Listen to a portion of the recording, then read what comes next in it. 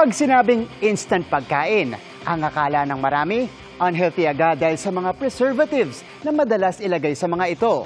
Pero ibahin ang instant meals na dinevelop ng DOST Food and Nutrition Research Institute na less sodium at may sapat na sustansya.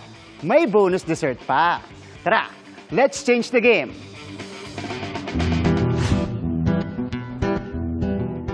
Mixed veggies arroz, pork picadillo, at chicken puchero. Swak na swak sa breakfast, lunch at dinner.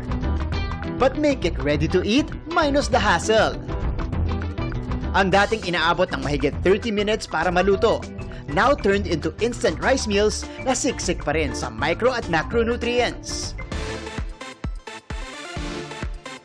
Narito na ang tatlong food variant ng Milusog. Nahandog ng DOST Food and Nutrition Research Institute. During our development, meron po kaming gustong ma-achieve na nutritional content per ulam. Following, syempre po, ang konsepto ng Pinggang Pinoy. Ang pinagkaiba po ng Milusog instant rice meal namin sa iba pa pong instant food, ito mas reduce yung sodium niya. Sa tulong ng dehydration process, tamang nasukat ang kinakailangang nutrisyon sa kada food variant ng Milusog. Ang tinanggal namin ang tubig or moisture na present sa pagkain. Ngayon, ito po yung very convenient lang ihanda.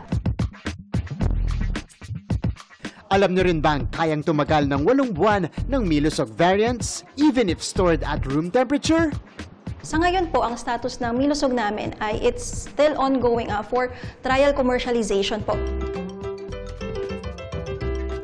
Hawak ko ngayon ang isa sa mga variant ng Milusog. Ito yung pork picadillo flavor. At nasa loob yung lahat ng inclusion per pack. So isa-isahin natin.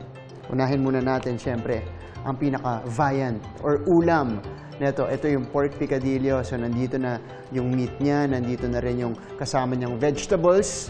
Ito naman yung instant iron fortified rice. Meron din tong oil, seasoning for some added flavor dun sa ulam.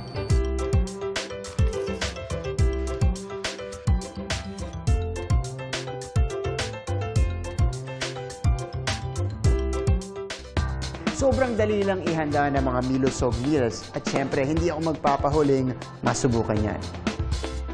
O tara, kain na tayo.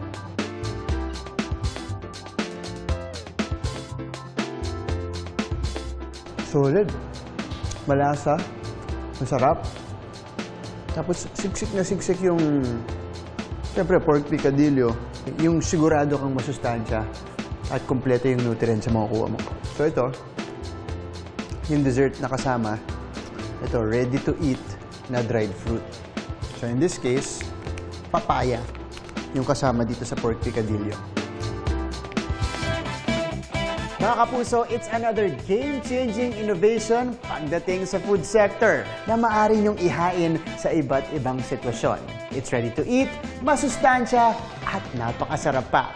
Para sa GMA Integrated News, ako si Martin Javier. Changing the game!